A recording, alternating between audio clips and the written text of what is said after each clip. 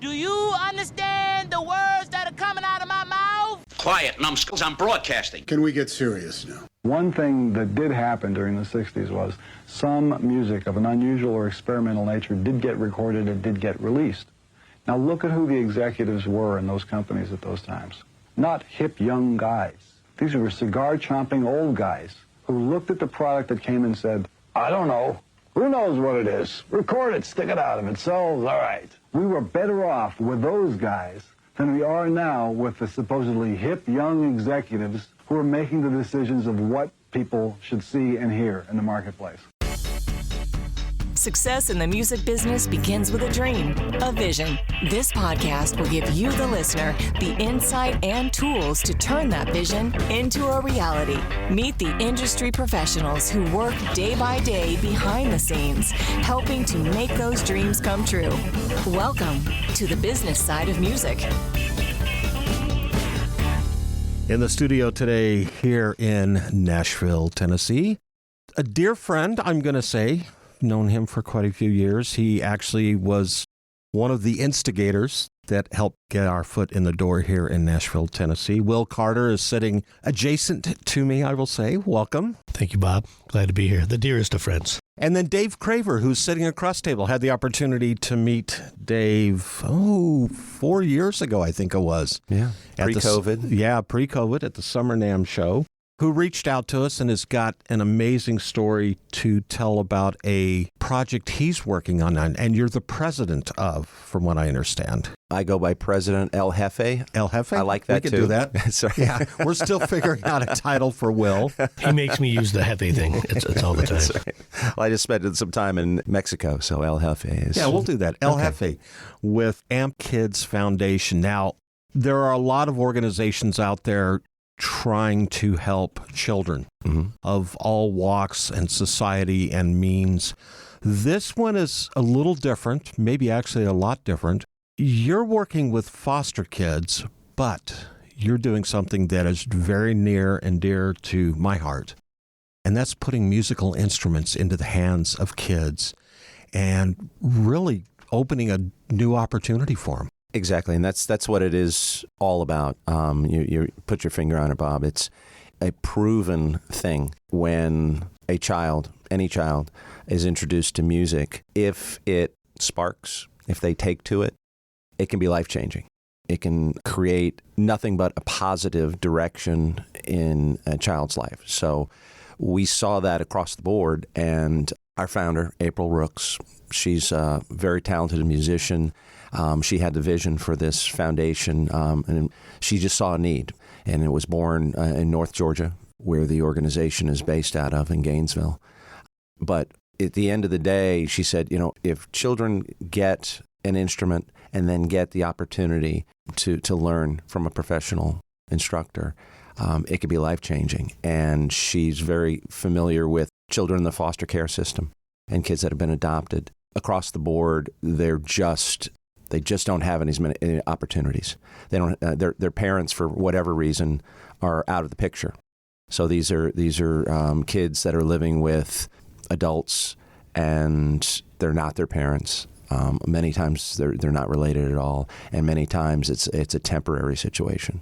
When we discuss putting the instruments into kids' hands, that's one thing. But then getting them the instruction to help them learn that instrument and maybe become good at it. It becomes a craft for them. That's a whole different ballgame. Right. Let's start with getting the instruments into their hands. So there's really two components here, I think. It's you have the kids and you have the instruments. How do you get the instruments, first of all? The kids are kind of a captive audience, for lack of better words. It's tricky to get to the kids because we have to do it through the state DFACs, right? So there are state organizations that oversee the foster care system. And anybody, so if you wanted to be a foster parent, you would apply, and then they have these children that are in the system, and then they're the matchmakers, and then they have people that oversee that care. So it's a very regimented. One of our challenges has been to get into that DFAC system and have them feel comfortable enough with us for them to reach out to the foster parents to say this is available. Free lessons, free instruments for your foster child. And even with that, it's sometimes it's a sales process. We have to sell that foster parent on dedicating even the smallest amount of time to bring them to a lesson or dedicate some time to that. So, but to loop back around to the instruments itself, we get instruments from a wide variety. Most of our instruments come from donations. Musicians have that old guitar, kind of like the one I got sitting right here. That old Fender right there, gathering dust. Yeah, right. If that's not the one you play all the time, Bob, maybe a child could take that and get lessons and change their life. I don't know if that means anything to you, but that's a possibility. Right. So I'll be leaving with that guitar. Right. That's okay. Will's got 7 guitars he's going to give me. I'll carry it for you. Okay. We take donations from individuals. We work with a number of great music retailers. They'll take a guitar in trade, or they'll have a guitar that, some dingle dropped and they cracked the top. And now, what am I going to do? And they're like, because they can write it off. But these are all playable instruments, right? I focus on guitar. I play guitar, but we really run the gamut. When we get requests from a foster family for a child, we try to respond. So I just went out to a sale at somebody's home, and they had a saxophone. So I got this really nice saxophone for $300, and I bought it, and I'm like, hey, we got a saxophone. April's like, we occasionally get a student that wants to learn saxophone. I'm like, okay, well, now we got one. The main things are guitars and keyboards, and then ukuleles. Will suggested we do the triangle. And I'm trying to get a good triangle provider, or some donators for those that are somewhat musically impaired. Yeah. So what we did actually this last Christmas time is April put together a package for younger kids, 5 to 8, and it was basically a beginner music kit. And maybe a kazoo, harmonica, triangle, some little percussion thing, and it went over huge. The kids loved it, and it's just that, hey, let's give them something that says, this is making music. As I have a favorite saying of mine is that hearing music lifts the heart, but making music touches the soul. Wow. I made that up. That's nice. You can use it. That's very good. You are a songwriter. I do craft a word or two. Okay, so the kids and the musical instruments, there are 2 pieces of the puzzle now to begin the lesson process, the educational part of that. I mean, we can always put an instrument in someone's hands, but how are they going to learn? Right. The purpose, we looked at and we thought about, and April came up with this, she thought about asking teachers, hey, do you want to donate time to teach kids in the foster system? And then she said, it's not really fair to them, because and the reality is there are lots of teachers who would do that. Yeah, I'll do it. But, music teachers generally are not killing it financially, and time is money. If they're giving a lesson away, they're not teaching somebody else. And even if it's their spare time, we just decided that it'd be better for us to do fundraising events like the one tonight, raise a bunch of money, and then be able to pay regular rate for instructors. And so for any instructors that are listening who would like to be involved, Amped Kids Foundation, ampedkids.org is our website. You can go on there and communicate with us. Right now, we're operating in Georgia, and tonight is our official kickoff in Tennessee, in Nashville. So we're opening our doors, our office in Nashville, and Will Carter is head dude in charge. I'll tell you. I think soon I'll be El Jefe. Yeah, I think you just got a title handed to you. Got it. Head dude, what's in charge? And a couple of just real quick caveats, if I can. On the instrument side, too, we have some really great partners coming on board. Free Guitars for Kids with Ben Dudley and Ken Abdo, who they've really tapped into a lot of guitars and manufacturers and resources that are going to be providing for us to get the volume we need, as needed, and just to get those instruments. And also Stephen Cade, who's giving guitars. He's also come on board, and a great musician, a great songwriter. But again, so those kind of folks, just as we've just had one other really main get together here in Nashville, and just the outpouring then was great. Just a couple months ago, as we were starting to lay the foundation. So real excited about all that, and then the instructors. Obviously living in Nashville, how many great players and people that we both know, but you reach out to them, and so there's a lot of people already starting to say, hey, how can we get involved? How can we help? So reach out to us, hit us up through the website. Yeah, we're ready for you. We're going to take a break, get a word in from one of our sponsors, and when we come back, we're going to talk a little bit about this Nashville launch party that's going on tonight and how this may hopefully grow into other markets around the country and possibly the world. Excellent. Hi, this is John Schlitta-Petra, and you're listening to The Business Side of Music. You're listening to The Business Side of Music. As a musician, you have a dream, that vision of what success looks like for you. Though it's not only about the money, money is part of it. Whether you've been extremely successful or you're just striving to maintain a regular cash flow, you need a plan. Money Concepts can help you develop a customized plan to achieve the financial stability and success you want. For over 40 years, Money Concepts has been providing holistic financial planning services to individuals, families, and business owners. As an independent firm, Money Concepts and their associates are committed to always represent the best interest of the client. It's really about a committed, benevolent interest in them personally. This independence, coupled with that committed, benevolent interest, means they represent you, the client, not a product supplier. It's not about selling products, it's about helping you achieve success. To learn how this can benefit you, contact my buddy, John Adams, with Money Concepts at 737-867-9309. That's 737-867-9309. You can also email John at jadams@moneyconcepts.com.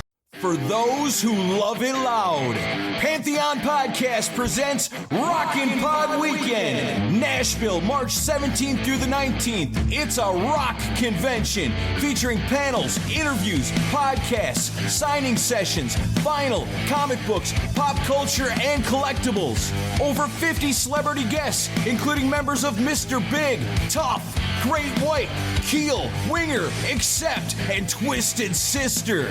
Live concerts including Rare Hair on Friday, Keel Fest 2 on Saturday, and Eric Martin's Big Acoustic on Sunday. Plus a rockin' comedy show featuring Courtney Cronin-Dold, Don Jameson from That Metal Show, and Craig Gass from The Howard Stern Show, and a whole lot more. Full details at rockinpod.com.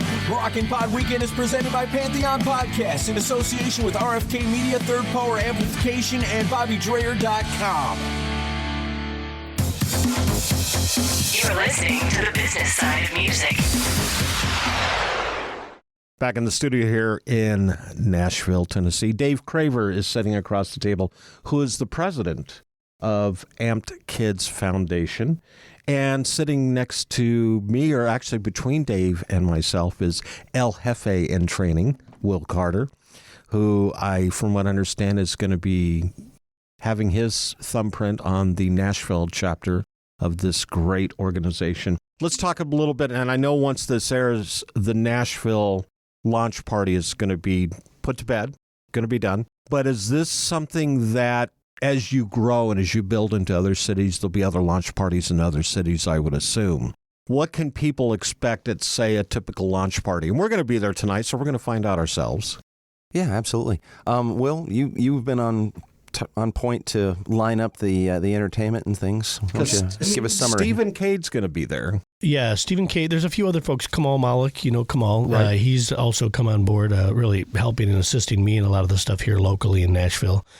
So he's got some entertainment lined up, and there's a few new folks that had come on board, and I didn't want to be too distracting to you pulling up my phone a bunch, which I was trying to do earlier, look at some things and get some of those names as I was talking. Yeah, just mainly it's to just share what Amped is for a lot of folks who are coming and don't know, and have some entertainment there, some light hors d'oeuvres and hang time, but just really we've got the kind of the take one cards. We're going to be trying to look for getting kids sponsored. So part of it is sponsoring a kid. For $100 a month, you can sponsor a kid for the year, and trying to get, really the goal is we'd love to try to get like 30 of those within the first, maybe 6 months of the year here. If we could, that'd be great. A great start to get those kids sponsored. And that's something that even if they don't attend the launch party, they can do. Absolutely. From our website. From the website. Yep. And that's the thing. We will have follow-up. We're going to be shooting video and a lot of photos from the event. People just curious about, like, say, hearing this after the event. But also, you can go to the website, get more information about who we are and what we do, and then see if possibly your listeners, musicians, whether they're instructors or, a lot of people have either themselves or they have friends or family that have come up through the foster system. It's amazing how many people I meet and they're like, oh, I was a foster kid. Like, you were? Wow. And music, it changed my life. I mean, they're like, you are so right. And you're just the living, because we kind of deal in the big picture and we try to raise money but it's always when we get down to the kids and you see the change and you see what it is. I've done some songwriting workshops with foster kids, and we had 15 teenage girls in a room, and you're like, okay, what kind of music do you like? Okay, all right. And anybody here written a song? And like 2 people. And it's like, all right, well, we're going to go over a structure. We're going to talk some basics. But by the time I left, we had 5 or 6 songs written in little groups, and they were singing them. And you could just see they were excited to go forward and continue that process. And now they don't play an instrument, but they've written a song. Maybe I should play an instrument. I want to get keyboards, And it ignites that creative spark, which creates hope. And a big thing too we're trying to do, which is I think hugely important, is you're trying to give them that music family while they're trying to find their permanent family. You're trying to give them that home, which when you're a music person, you're a music person for life. I meet people we always meet people all over, and we're instantly it's that, hey, I get you. There is that connection. Always, yeah. Always. And so igniting that creative spark in them, building that music family for life, they're part of an alumni that they'll have forever.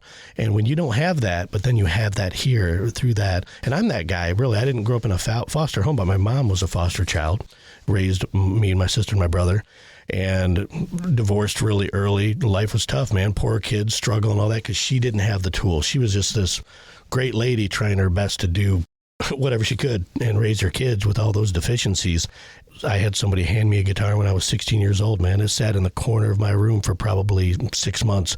And then when I picked that up, it was just like, boom, the first ignition. And then when I met an instructor, second ignition, and I've never put it down. And it changed a kid who probably wouldn't have owned what I own and do what I do. And, not that in the big picture of it all, just a drop in it. But, it's been powerful for me. It gave me hope. How many people do you call friend in your life you got connected with through music, percentage-wise? How many of your friends? So I was like, if I had to name thousands, because and then plus living here, there's just so many amazing friends I've made over the years in Nashville. But gosh, it's got to be over 90%. I mean, I don't know. It's crazy. Probably. It's a big. If you started asking them all, they're very musically connected. Absolutely. I think even in non-music cities, Nashville being a music city, I think still the music community tends to kind of gather together as a single flock, because music people are creatives, and creative people aren't typically the norm. Right. Which to me, I would think that as a foster kid, you have kind of somewhat of that stigma. Right. I would think, because there are challenges being a foster child. I saw the one YouTube video that Will sent me that, a lot of those kids, once they get out of the foster care system, it's still very challenging for them.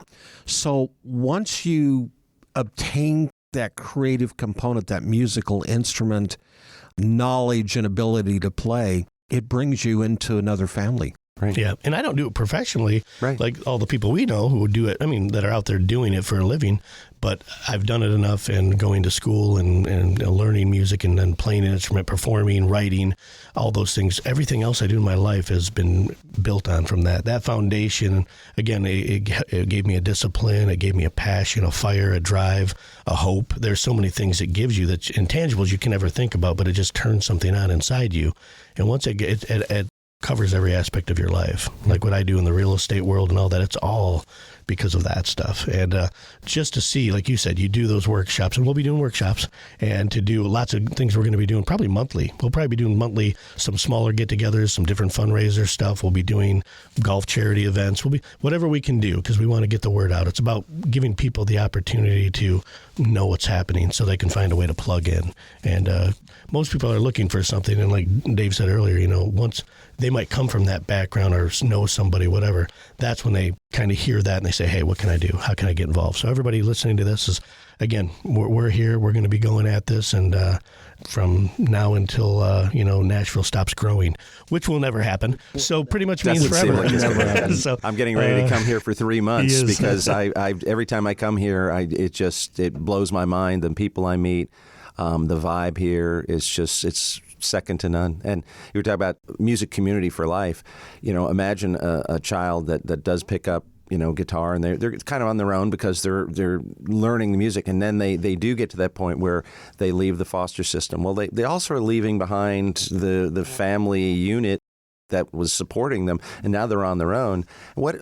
Maybe this person, maybe they're not making a living in music, and they find an open mic in their neighborhood, and they walk through the door and they meet 20 people who are there just to make music, and next thing you know, they've got, like, just add water, poof, they've got an instant community of friends that will support them, that will love them, and that will bring joy through collaborating, whether you're performing music. I've run open mics for 25 years, and I had one in particular that I was the host of for 17 years straight, every Wednesday. And the number of people that walk through the door that spun off to be a solo performer, playing covers in bars, teamed up with other guys, became weekend warriors, went on. I probably have 5 or 6 people that are on the national TV shows.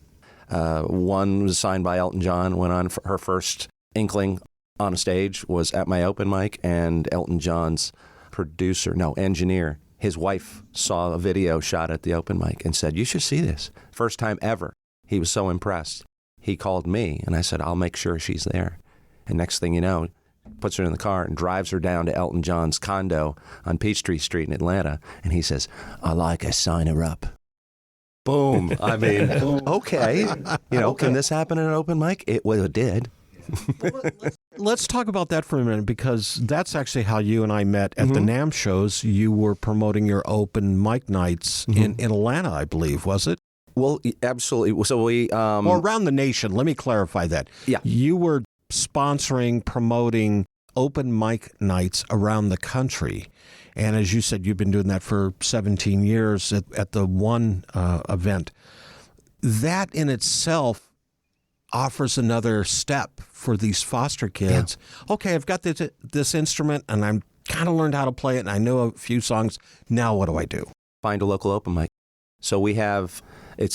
we call it the Open Mic Network, and we have 85 websites, and basically the websites allow hosts or venues to submit their information for free and have a listing on our site, and then musicians, they'll come in, they'll say Open Mic Nashville, right? They'll Google that, and openmicnashville.com is our website. It pops up first, so anybody who's taken the time to put their information there, they get free promotion. And so it's free to the musicians, it's free to the venues and hosts, and we reach out to sponsors like Electro Voice and Aspire Healthy Energy Drinks, who are nice enough to support us in our endeavors. And so we're the largest promoter and operator of live music open mics in the world.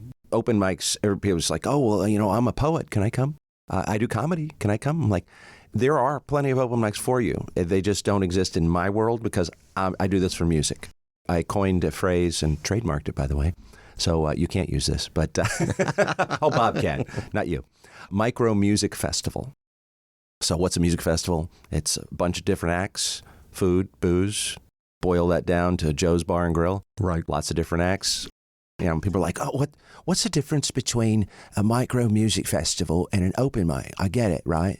I said, no, you don't get it, because a micro music festival has a better name. That's the difference. True. Right, but what's the difference? It has a better name. Just leave it at that. When my training is fully complete, I will be able to do the British accent. Oh, yes. I promise. We only hope. El Jefe in training. Right. Well, and one thing after me, right? I was going to say too, you know, that, and back, you know, with the foster kids, it's a unique place that these kids are at. You know, that crossroads, and Nashville is just, having lived here now for about 14 years, it's kind of like the big, you know, island of creative misfit kids. Because in your own hometowns, I mean, you have this passion, this dream, you're trying to figure this out. Most people think you're just nuts.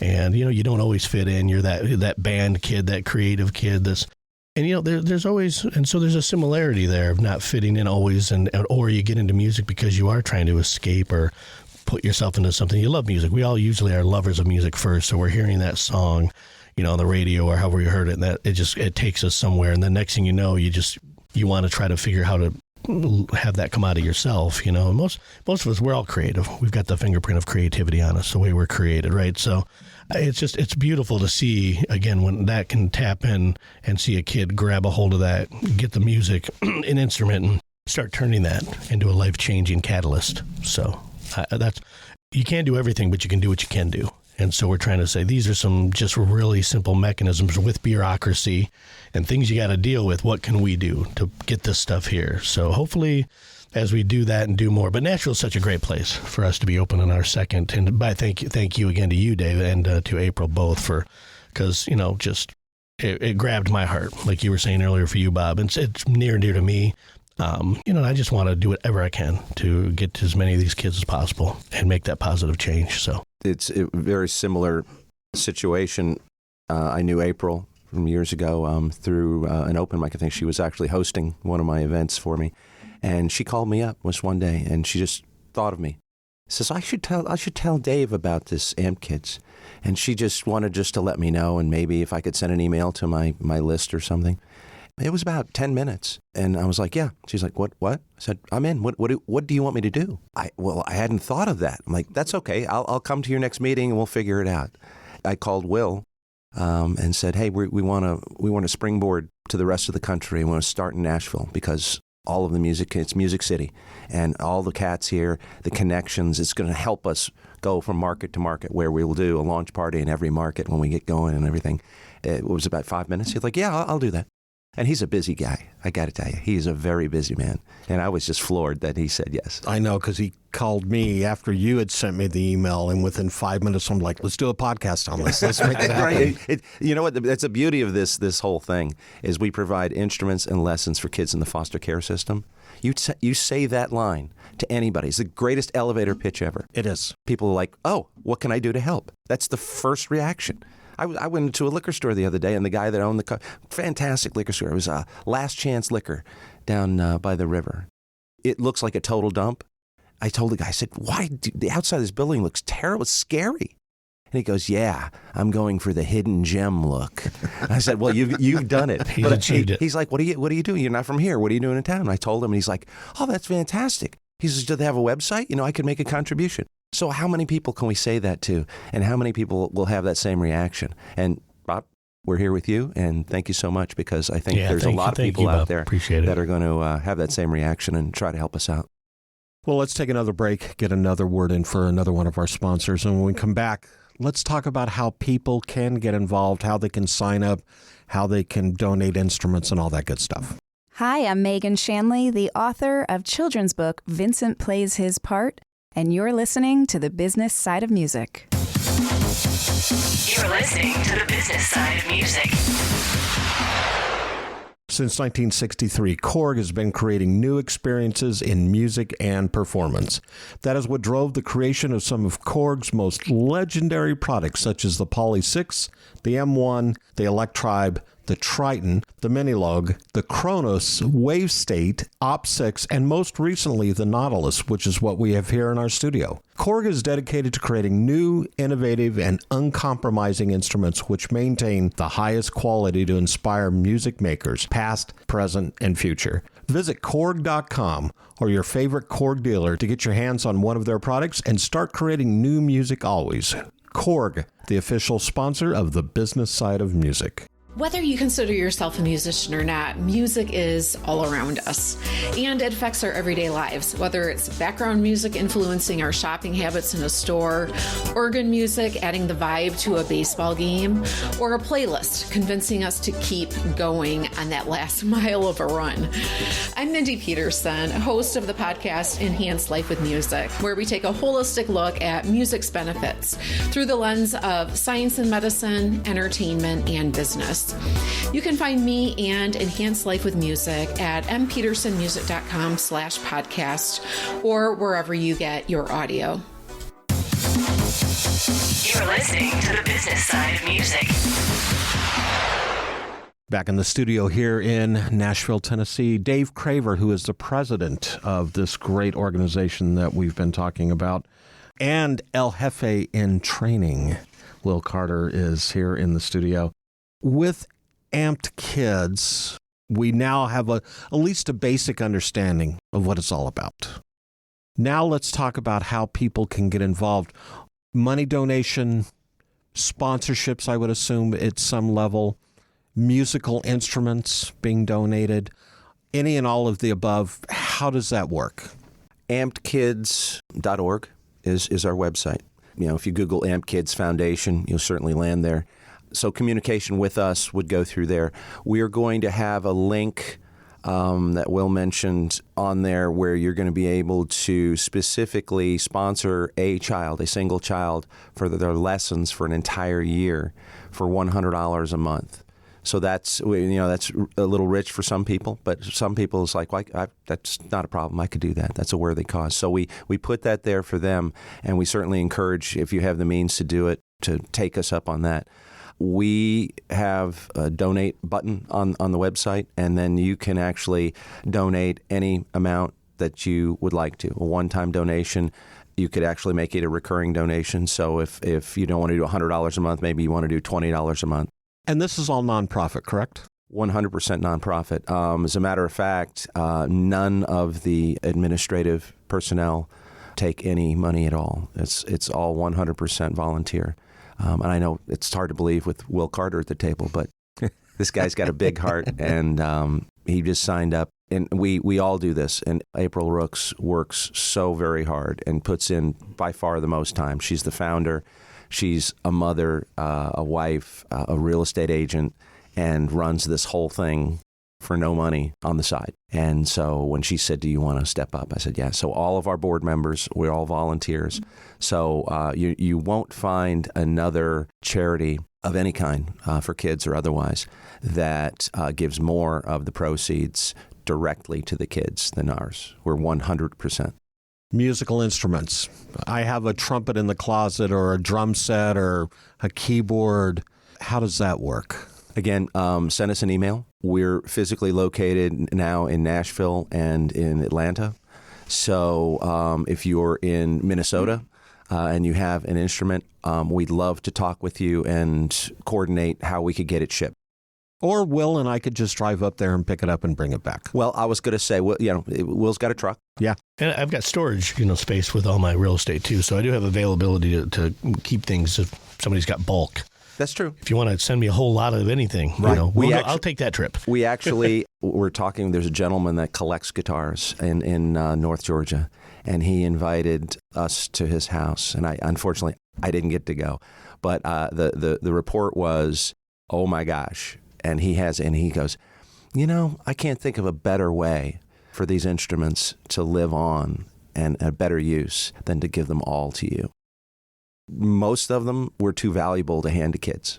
So what we're going to do, and even in this case, and if this sparks interest in your mind, if you've got a $20,000 guitar, we're not going to hand it to a 12-year-old and for his first guitar. What we'll do is we will sell it. and we'll turn that into a lot of guitars for a lot of kids. Yeah. Or auction it, whatever makes the most sense. It's a $20,000 mama guitar, and it has little guitar babies, and the babies are given to other babies. That's right. Instructors, too, is a big one you're asking about. That's another one, and probably the one that's there's a lot of that's very critical, because obviously you want to have good instructors who get the vision, get the mission, are on board, and they do get paid. That's the thing. We're not looking they get paid the regular rate. Paid the regular rate, and of course they're always welcome to donate that as well. Right. But we getting good instructors because there's obviously guitar, piano, vocals, different things like that. So in Nashville's, we have a pretty great city that's got a lot of people that I've already chatted to, but you can never have enough, because that's a big need, I think, right? If I'm not mistaken. Absolutely. That's going to be one where we need to plug that in. If you are an instructor and you would like to get involved and become a paid instructor with AMP Kids, again, just send us an email, tell us your story. You don't have to be in Nashville or Georgia to do that. We are doing limited, but I think it's going to grow.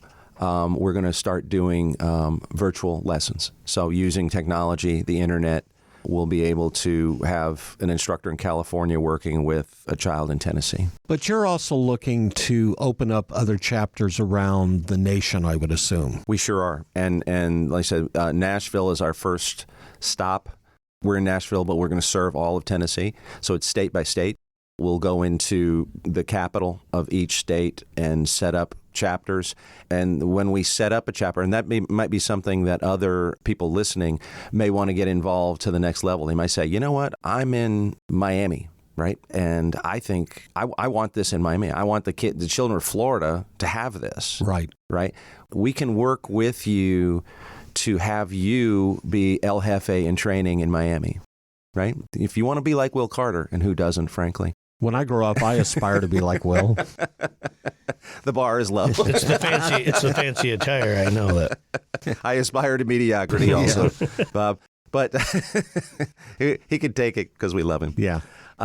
He can take it because we're going to give it to him no matter what. Well, that's who we are. We're nonstop. But so if you have an interest of saying, hey, I'd like to bring this to my city, my state, drop us a note. Let's have a conversation. Maybe you work with foster children. Right, a lot of people reach out to us as like, oh, I'm in this town, and my job is to work with foster kids, or I'm a lawyer and I represent foster kids and their best interest. We have a lady in Gainesville that does that. Amazing. That's huge, actually, what he's saying right there. Some people don't even see the value in that. It's like, oh, well, I don't really have the money, or I don't have this or that. It's like, you may know somebody. Just that. It's amazing sometimes the connections that somebody offhandedly says, yeah, that's not going to, but no, somebody who's connected, and we get that relationship, and that opens up so many doors. It's the networking. Yeah. It's the networking thing, and some people don't think that has value. No, I'm asking you right now, anybody out there listening, is that if you have any network or connections or people or folks who are involved in foster-related stuff that could help us get into any of these areas or resources we need, man, please reach out. Again, that's a great thing, and that's super valuable. We love for people that work for DFACs in a particular state, city, whatever, that get wind of this, that say, this is a perfect fit. We've been looking for something that we can hand to foster parents that is going to be so good for the kids. And they're always really, and every time we when we go in and we talk to people, they're like, oh my gosh, I can't believe nobody else has done this. Right. This is so important. Kids that pick up an instrument, learn the music, take the lessons, and really embrace it, it's like 100% graduate high school. Yeah. The number of kids that graduate high school that don't have any of that are in the foster care system, it's much, much lower. It's like 50% or less. It's a life-changing experience is what we're talking about here. If you graduate high school, just take that one thing. Just graduate high school, right? If you don't graduate high school, what happens to most people? They go down the wrong path. Yeah. A lot of them end up in jail. They turn to drugs. They find the wrong crowd, so on and so forth. You can't get into college unless you graduate high school. So it's just that stepping stone of life. And so that we've focused on that one thing is like we track it. And there hasn't been a single child that has taken lessons and got an instrument from us that didn't go on to graduate And then that to me was like, whoa, because it's the number is so small. The percentage is so small that actually do graduate. And you're like, well, so if they pick up guitar, because it gives them an outlet, it gives them focus, it gives them purpose, and that translates to everything in their life. And that's what's so important. And we want to, you got to at least give the opportunity, right? And that's all we're doing. You don't do it, then you don't Not know. every kid picks this up. Yeah. But the ones that do, I think they're the fortunate ones. One last time, how can they get in touch with Amped Kids? It is ampedkids.org is our website. And Amped Kids Foundation, you can always Google that and we'll pop right up. Very good. Dave, Will, thank you, gentlemen, for being on the show today. Business side of music. Awesome. Thanks, Rules. Bob. We love it. And love you, Bob. Thanks so much, man. Appreciate you. The Business Side of Music is the creation of Tom Sabella and Tracy Snow and is produced by Bob Bender. The Business Side of Music is recorded at Music Dog Studios in Nashville, Tennessee. Production sound design by Keith Stark. Voiceover and promo by Lisa Fuson.